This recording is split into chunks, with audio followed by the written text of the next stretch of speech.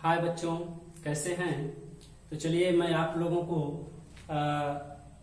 कुछ बच्चों के कहने पर एक वीडियो इसको बना रहा हूं, जो कि प्रश्न उन्होंने किया था कि सूर्योदय भारत के पूर्वी भाग की अपेक्षा पश्चिमी भाग में 2 घंटे पहले क्यों होता है, और जबकि भारत का जो है पूरा संपूर्ण स्थान की जो घड़ी है वह समय एक ही बताती है, तो ऐसा क्यों है। तो और कर्क रेखा किन किन राज्यों से होकर गुजरती है, ऐसा बच्चों का प्रश्न था। और बताया कि जो है सर एक वीडियो जो है इस पर डालिए, तो हम इस पर जो है तैयार हैं वीडियो जो है देने के लिए, तो आप लोग समझेंगे। पहली बात तो हम एक जो है इसको समझ लेंगे। पहले ग्लोब बना लिए, पहले इसको छोड़िए, पहले हम एक ग्लोब बना लेते हैं और उस ग्लोब से आप लोगों को समझ में आ जाएगा कि आप इससे पहले हमारी वीडियो को जो है देखेंगे, जो वीडियो हमारी डली हुई है, तो इस वीडियो को आप देखेंगे तो समझ में आएगी। इससे 2 वीडियो इससे पहले हम डाल चुके हैं, अक्षांश एवं देशांतर भाग 1 भाग 2, तो उसको देखेंगे। यह है कर्क रेखा, कर्क रेखा, यह भूमध्य रेखा या विषुवत रेखा, भूमध्य या विषुवत रेखा, यह है मकर रेखा। यह क्या है? मकर रेखा, कर्क रेखा, भूमध्य रेखा और मकर रेखा। तो अब हम इस पर जो है देखते हैं कि यह उत्तरी अक्षांश है, यह उत्तरी अक्षांश है और यह दक्षिणी अक्षांश है। यह क्या है? दक्षिणी अक्षांश। भारत कहाँ पर स्थित है? उत्तरी अक्षांश में। भारत कहाँ पर स्थित है? उत्तरी अक्षांश में और पूर्वी देशांतर में। तो आपको ये जो है मैं दिखाता हूं, ठीक है। यह 0 डिग्री अक्षांश है, यह 23.5 डिग्री दक्षिणी अक्षांश है, दक्षिणी अक्षांश, और यह 23.5 डिग्री उत्तरी अक्षांश है। तो आपको जो है यह देखना है कि पूर्वी जो है देशांतर में, अब ये देशांतर हो गया, इस तरह से ये देशांतर आप देख लेंगे, ठीक। तो यह देशांतर रेखा से आप लोग समझ जाएंगे कि भारत अब पूर्वी देशांतर में है और उत्तरी अक्षांश में है, तो निश्चित है कि इस भाग में कहीं भी है। तो हम ये देखेंगे। तो पहले हम भारत को ये समझ लेते हैं कि देखिए, जैसे यह हो गया उत्तर, दक्षिण, पश्चिम और पूर्व। तो भारत का जो देशांतरी विस्तार है, जैसे मान लीजिए कि यह जो है भारत का देशांतरी विस्तार है, ठीक।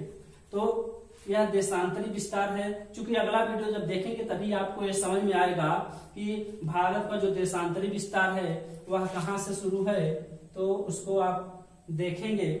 तो देशांतरी विस्तार में आप ये देखेंगे कि इसका विस्तार कहाँ से कहाँ तक हुआ है, इसका विस्तार कहाँ से कहाँ तक हुआ है। तो इसमें आप देखेंगे तो 68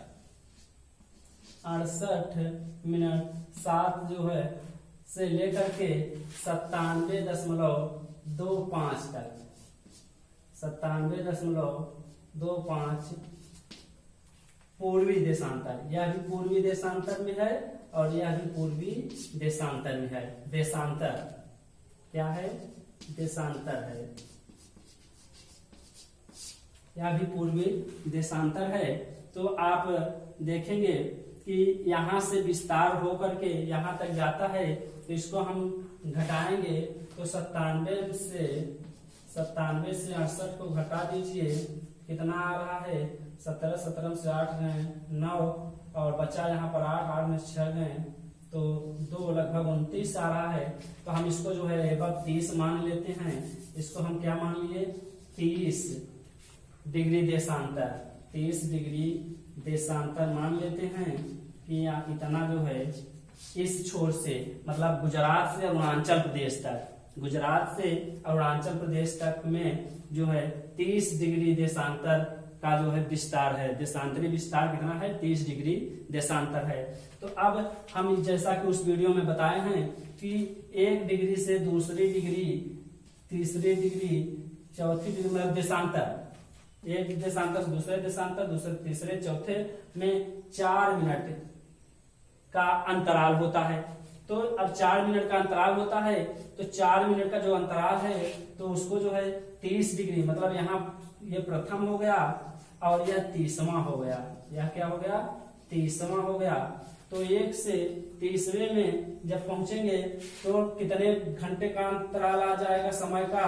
तो 30 गुणे 4, तो 4 जो हमें 0 4 12 120 मिनट आ गया। 120 मिनट आ गया।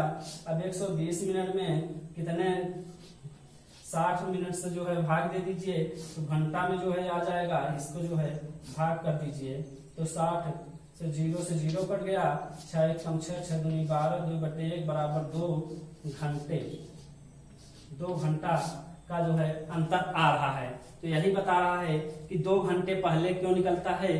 तो बात यह है कि यहाँ पर जैसे पृथ्वी चलती है तो सबसे पहला भाग पश्चिमी भाग आता है सूर्य के सामने जो है चक्कर लगाने में, तो पहले गुजरात में वो आ जाता है। उसके बाद जैसे जैसे वह आवरण सामने आता है पृथ्वी का, वैसे वैसे जो है ये जो है क्या होता है, यहाँ पर पहुंचते पहुंचते 1 डिग्री देशांतर में पहुंचे, 4 मिनट बाद पहुंचा रोशनी, ऐसे करके यहाँ पर। अब इसकी जो दूरी होती है 111 किलोमीटर की दूरी, एक देशांतर से दूसरे देशांतर की दूरी 111 किलोमीटर का होता है। तो यहाँ तक जो है आपको पहुंचने में ठीक 30 डिग्री देशांतर पार करना होता है, इसलिए 2 घंटे का अंतर होता है। अच्छा, अब बात आ गई कि जो घड़ी है एक ही समय दर्शाती है, तो ऐसा क्यों?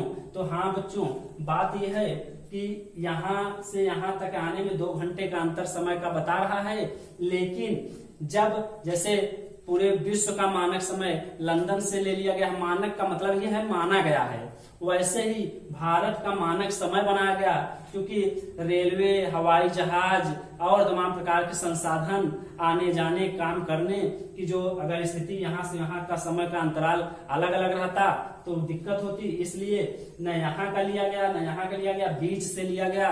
बीच में कहा जो है 82.5 डिग्री देशांतर, 82.5 डिग्री देशांतर जो है बीच से नैनी, कहां से?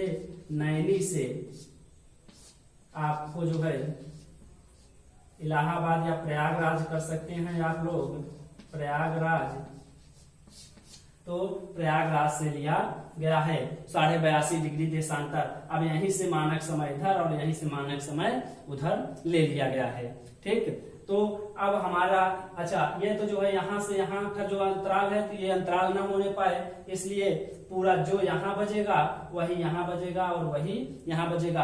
और विश्व के मानक समय से जो है यहाँ का मानक समय, यहाँ जो है समय 5.5 घंटे का अंतराल रहता है। अगर वहां 12 बजा है तो यहाँ 5.5 बजा रहेगा। तो बच्चों आप लोगों को समझ में आया होगा, जहां न समझ में आया हो वो हम अपने जो है आप लोग कमेंट करेंगे या मुझसे संपर्क करेंगे, तो हम लोग आप लोगों को जो है ये सारा कंफ्यूजन दूर कर सकते हैं। आशा करते हैं कि यह वीडियो आपको समझ में आया होगा। धन्यवाद।